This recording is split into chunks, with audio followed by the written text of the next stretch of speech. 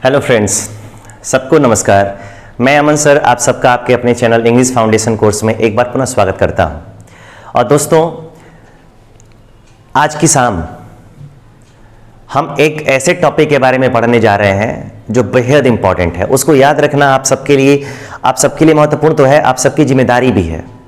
अगर आप एग्ज़ाम में अच्छा स्कोर करना चाहते हो, अच्छा मार्क्स लाना चाहते हो, अगर एग्ज़ाम क्वालिफाई करना चाहते हो, तो इन सब को याद रखना आप सबकी जिम्मेदारी है।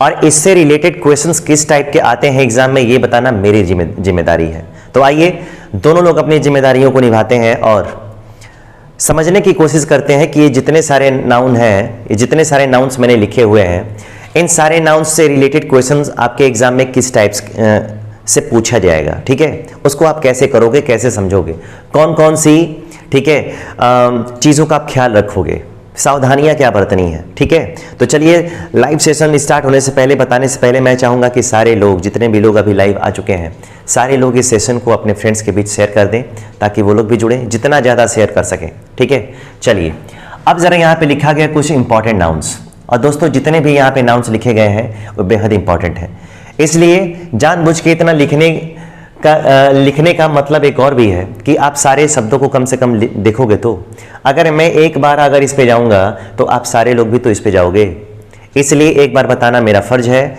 और इसको बार बार पढ़ना ये आप लोग का फर्ज है। ठीक है, तो चलिए अब लेट नहीं करते हैं और आते हैं, जुड़ते हैं। ठीक है, और पढ़ने की कोशिश करते हैं।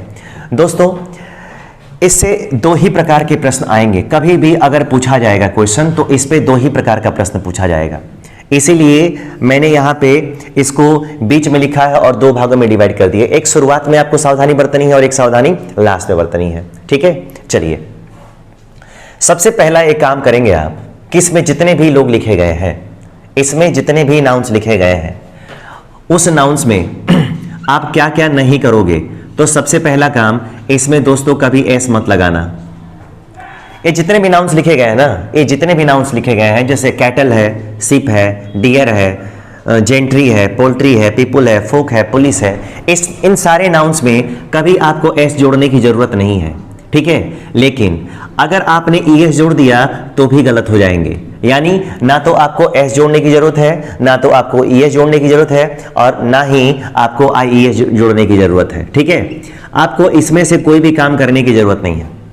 पहला फंडा है, एकदम आसान सा तरीका है। कभी भी आप क्वेश्चन करने जाए तो पहले उसका नेचर समझ लें कि अगर मैं एक टॉपिक पढ़ रहा हूं तो क्वेश्चन कैसा आएगा, और अगर क्वेश्चन आएगा तो आपका पहला टॉपिक आ गया। ठीक है, टाइप 1, ये टाइप 1 हो गया दोस्तों। और टाइप 1 क्या आएगा कि इसमें कभी आपको एस अलग से जोड़ने की जरूरत नहीं है। अगर क्यों नहीं है तो मैं आप सबको ये भी बता दूं कि ये जो नाउन है, ये जितने सारे नाउन्स मैंने लिखे हुए हैं, ठीक है, वो ऑलवेज प्लूरल है।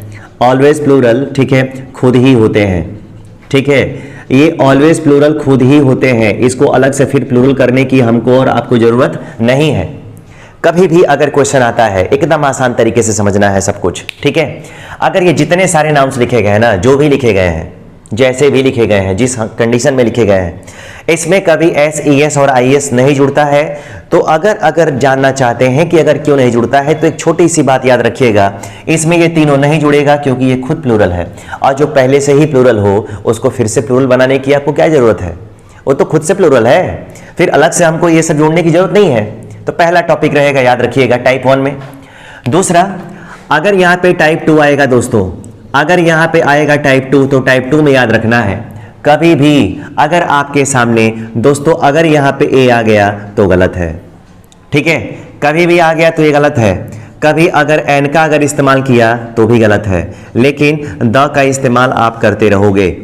ठीक है, अब बहुत सारे लोगों के मन में ये जरूर क्वेश्चन उठना चाहिए कि इसके पहले हम आर्टिकल ए एन क्यों नहीं लगा सकते हैं। द का तो इस्तेमाल हो रहा है, लेकिन ए एन का इस्तेमाल क्यों नहीं होगा। तो एक छोटा सा फंडा मैं आप सबको बताना चाहूंगा।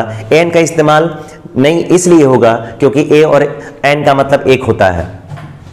यहाँ पे ए और एन का मतलब दोस्तों एक होता है, और एक क्या होता है, एक का इस्तेमाल उसी नाउन के पहले होता है जो सिंगुलर होता है। और ये जितने सारे नाउन्स हैं वो खुद अपने आप में क्या है, खुद अपने आप में प्लूरल है ना। अगर खुद अपने आप में प्लूरल है तो प्लूरल के पहले याद रखिएगा, प्लूरल के पहले ए एन का इस्तेमाल कभी जिंदगी में नहीं होता है। अगर नहीं होता है, इसी वजह से यहाँ पे ए एन को मैंने क्या कर दिया, हटा दिया। ठीक है, उसको खत्म कर दिया मैंने, आप भी खत्म कर देना। अपने दुश्मनों को अगर खत्म नहीं किया गया तो वही दुश्मन हमको खत्म कर देगा, आपको खत्म कर देगा।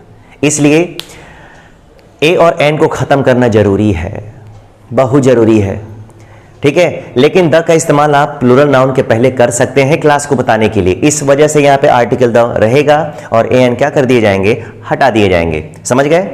अगर ये दो टाइप क्वेश्चन आ गया दोस्तों तो इसमें एक्सेप्शन भी है, कोई ऐसा कानून नहीं है जिसमें कोई एक सब क्लॉज ना हो। अपराध करने वाला अपराधी अपराध तो करता है लेकिन कानून का सहारा ही लेकर बच जाता है। उसी तरीके से ये बहुत सारे फॉर्मूले हैं, दो मैंने फॉर्मूला बता दिया कि दो ही टाइप के क्वेश्चन आएंगे, लेकिन इसका एक सब क्लॉज भी है। ए एन का प्रयोग तो हटा दिया हमने, लेकिन उसका भी तरीका ए एन आएगा, लेकिन आएगा तो किसके पहले आएगा ये भी जानना जरूरी है। आएगा, छोड़ेगा नहीं, बहुत खतरनाक है, जब भी मौका मिलेगा दबा देगा।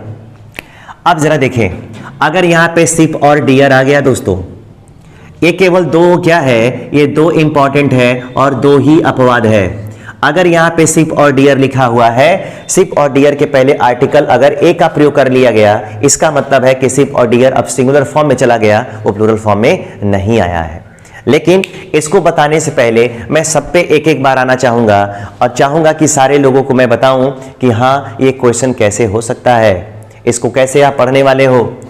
दोस्तों कैटल, कैटल का मतलब होता है पशु या मवेशी, सिप का मतलब भेड़ होता है, डियर का मतलब क्या होता है, हिरन, जेंट्री का मतलब होता है सज्जन लोग, कुलीन वर्ग, पोल्ट्री आप मुर्गा अगर खाते हैं, ठीक है, क्या कहते हैं आजकल बड़ा मैं फेसबुक पे देखता हूँ, चाहे यूट्यूब पे देखता हूँ कि chicken leg piece, chicken leg piece, वाह क्या लेग पीस है, ठीक है। मुर्गा बेचारा मर गया, उसको अपना जीवन बलिदान कर दिया आपके लिए, और आप कह रहे हैं कि वाह चिकन लेग पीस, मजा आ गया। किसी को मार के अपने एंजॉय करना ये इंसाफ नहीं है, ये इंसाफ नहीं है। लेकिन यहां पे आ गया पोल्ट्री, पोल्ट्री पे मजा वाली चीजें बहुत मिलती हैं, ठीक है, इसलिए पोल्ट्री का मतलब मुर्गी फॉर्म आप भी जानते हैं। अगर यहां पे दोस्तों लिया जाए, अगर यहाँ पे पीपल और फोक दोनों का मतलब एक ही होता है, पीपल का भी मतलब लोग होता है और फोक का भी मतलब वही होता है, ठीक है। पुलिस है, कैवेलरी है, पीजेंट्री है, क्लर्गी, एक्सक्रेटा। एक्सक्रेटा जरूर आपके लिए नया लग रहा होगा, तो एक्सक्रेटा का मतलब क्या होता है? एक्सक्रेटा का मतलब होता है मवेशियों के द्वारा त्यागा हुआ मलमूत्र। जो गाय भैंस भेड़ बकरी मलमूत्र का त्याग करती हैं, उस मलमूत्र को क्या कहते हैं? उस मलमूत्र को बोलते हैं एक्सक्रेटा, ठीक है। आप बहुत सारे लोग होंगे इसमें जिनका नुपियल्स होने वाला होगा, हो चुका होगा, या लोग इंतजार कर रहे होंगे कि मेरा नुपियल्स कब होगा, ठीक है। क्लास में होते तो बड़ा मजा आता। नुपियल्स का मतलब होता है विवाह संस्कार। कुछ लोग का हो चुका होगा, कुछ लोग अपना नुपियल्स करने की तैयारी कर रहे होंगे, ठीक है। तो नुपियल्स का मतलब होता है विवाह संस्कार। इंसाइनिया, इंसाइनिया ये सब बड़ा ट्रेंडिंग वर्ड है। इंसाइनिया का मतलब होता है अधिकार चिन्ह। अगर मान लो कि एक पॉलिटिकल पार्टी है, उसका कोई ना चिन्ह हो गया, चुनाव चिन्ह हो गया, उस चुनाव चिन्ह को लेके दो लोगों में झगड़ा हो गया कि नहीं ये पार्टी मेरी है, ये पार्टी मेरी है, उस सारे शब्दों को बोलते हैं इंसाइनिया, ठीक है। एक बार कंपटीशन में पढ़ने का मतलब क्या है? कंपटीशन में पढ़ने का मतलब है कि जितने सारे शब्द हैं, टीन एंट्री है, एडमायरलिटी है, नोबिलिटी है, ह्यूमैनरी है, कैनन है, एनाल्स, थैंक्स, प्रोसिट्स, ठीक है, इन्वायरेंस, एसर्ट्स, गुड्स एंड चैटल्स, साजो सामान, स्वीपिंग्स, बोहारन, लिविंग्स, जूठन, आर्म्स, भिक्षा, एप्स, ड्रैग्स, कंटेंट्स, एरियर्स, ब्रिप्स, tools, embers, runes, dues, sorts, funds, vitals, remains, mains, winnings, odds, archives, troops, fetters and greens। ये जितने सारे वर्ड्स एक एक बार तो उसको पढ़ो, एक बार पढ़ो उसको, दो बार पढ़ो, तीन बार पढ़ो। मैं तो कहता हूं कि इंग्लिश अगर सीखना है आपको तो ये जरूरी नहीं है कि इसका मतलब ही आए, ये जरूरी नहीं है कि आप इसका मतलब जान लोगे तभी आपको इंग्लिश आएगी। इंग्लिश आपको तब भी आ सकती है जब आप इसका मतलब नहीं जानते हो।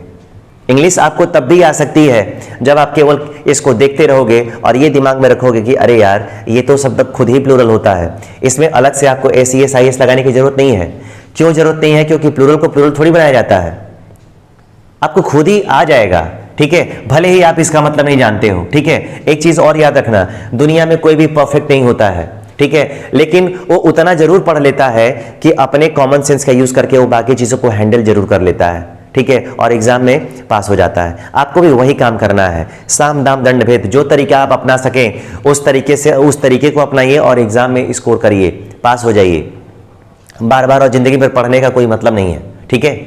चलिए दूसरा, अब जरा मैं समझ गए ये जितने सारे नाउन्स हैं, ठीक है, my dear viewers, my dear subscribers and friends, ये जितने भी सारे नाउन्स हैं, ये सारे नाउन खुद ही प्लूरल हैं। पहला टॉपिक आएगा, इसमें कभी S E S I S जोड़ने की जरूरत नहीं है क्योंकि ये खुद प्लूरल है। और दूसरा, इसमें कभी ए एन लगाने की जरूरत नहीं है क्योंकि प्लूरल नाउन के पहले कभी आर्टिकल ए का प्रयोग, एन का प्रयोग नहीं होता है। द का प्रयोग कर सकते हैं, लेकिन मैंने सिर्फ और डियर पे बताया है, तो एग्जाम्पल कैसे हैंडल करेंगे, आप कैसे समझोगे, उसका तरीका मैं अब आपको देने जा रहा हूँ, ठीक है। कॉन्सेप्ट हो गया। अगर कॉन्सेप्ट हो गया तो अब जरा चलिए मैं आपको चीजें बताता हूं कि कैसे आप क्वेश्चन करोगे, ठीक है, आपके एग्जाम में कैसे आएगा, आप कैसे उसको हैंडल करोगे। और एक चीज, जितने भी लोग देख रहे हैं, प्लीज मैं आप सबसे रिक्वेस्ट करूंगा कि आप इस वीडियो को केवल ना एंटरटेन की तरह मत देखिए, बी सीरियस। 20 मिनट यार अपनी लाइफ के लिए सीरियस हो सकते हो, और सीरियस हो जाओगे अपनी लाइफ के लिए, बाद में एंजॉय करो, आप ही को तो करना है, ठीक है। हम लोग तो ऐसे पढ़ाते रहेंगे, हम लोग कहाँ एंजॉय करना है। अब जरा ध्यान दें, अगर दोस्तों मैं यहाँ पे क्वेश्चन देने जा रहा हूं, अगर यहाँ पे क्वेश्चन आ गया द, ठीक है, यहाँ पे ऑप्शन भरना है ए और यहाँ पे ऑप्शन भरना है एन। यहाँ पे आपको ए का ऑप्शन हो गया, बी का ऑप्शन हो गया, सी का हो गया, और उसके बाद आ गया सिप, ठीक है, उसके बाद आ गया यहाँ पे वेयर, उसके बाद आ गया ग्रेजिंग, ठीक है, in the pasture, in the pasture. Pasture का मतलब होता है दोस्तों चरागाह। क्या होता है? चरागाह। अगर यहाँ पे सिप है तो सिप के जगह पे मैं ले लिया यहाँ पे डियर, ठीक है।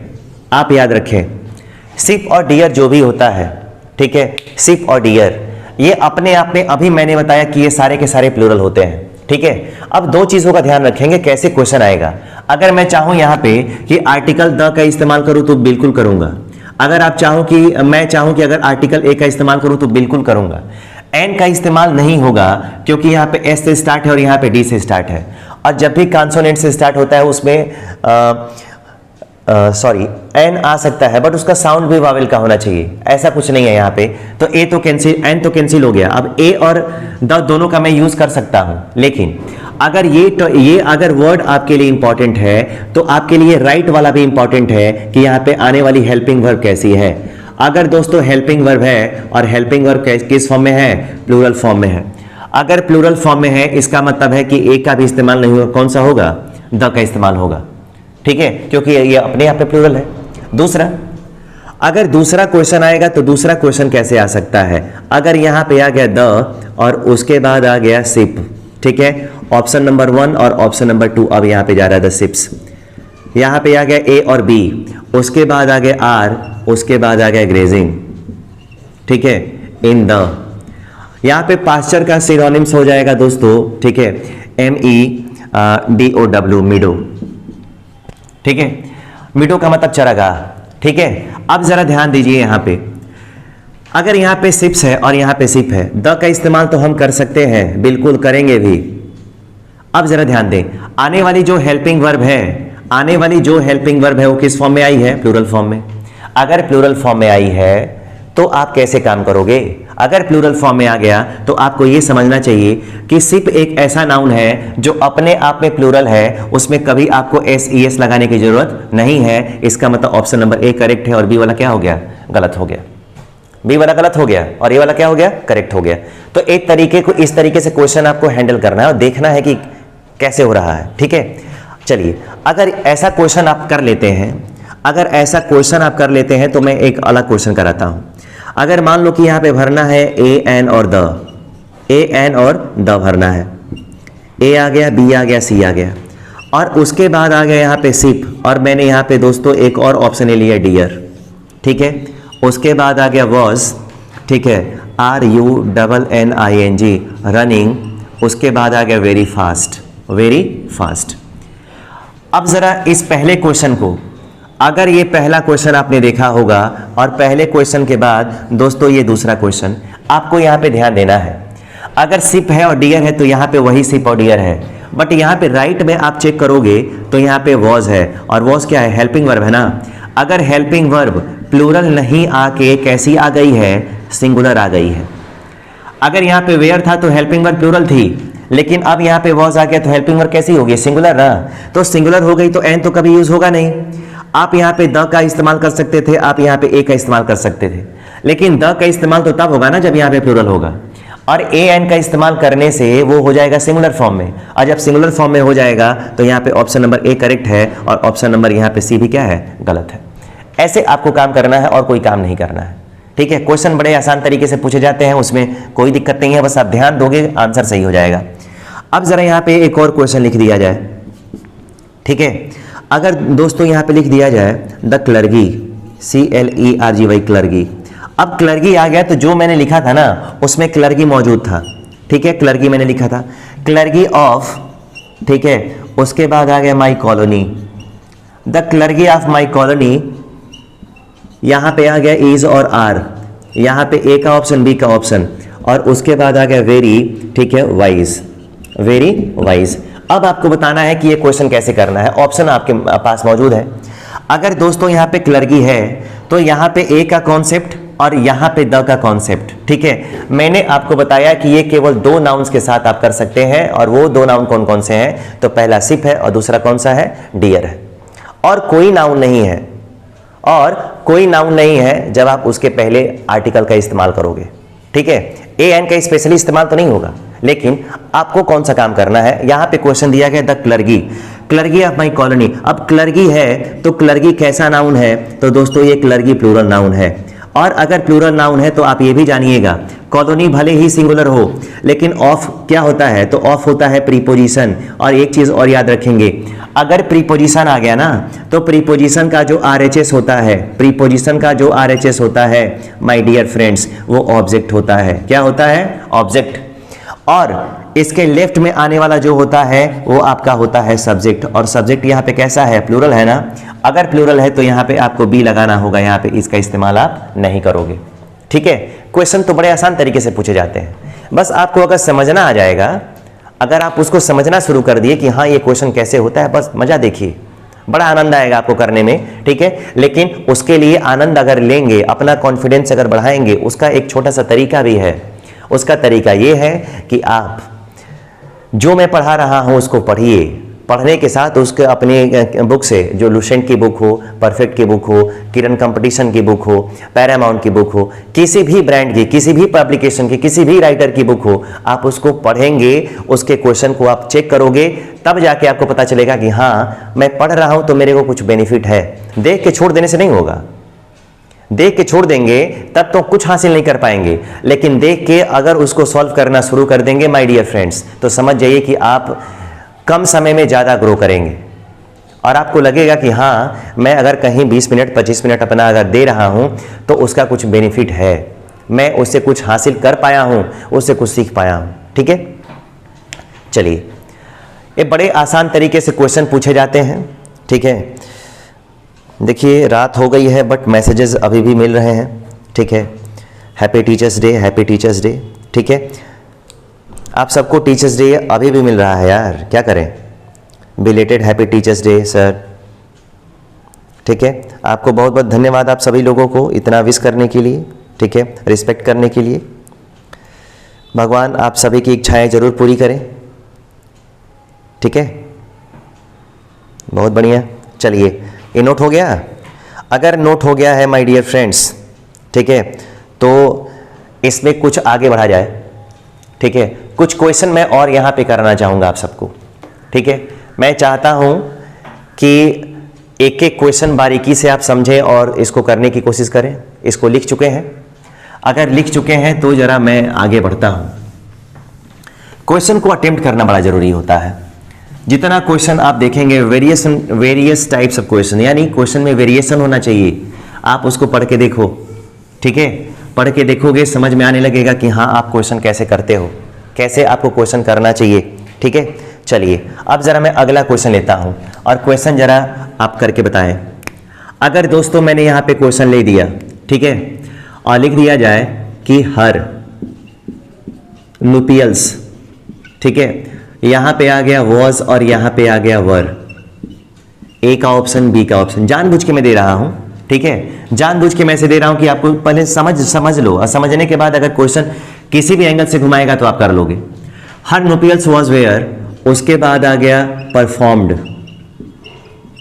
ठीक है, और उसके बाद आ गया यस्टरडे, ठीक है।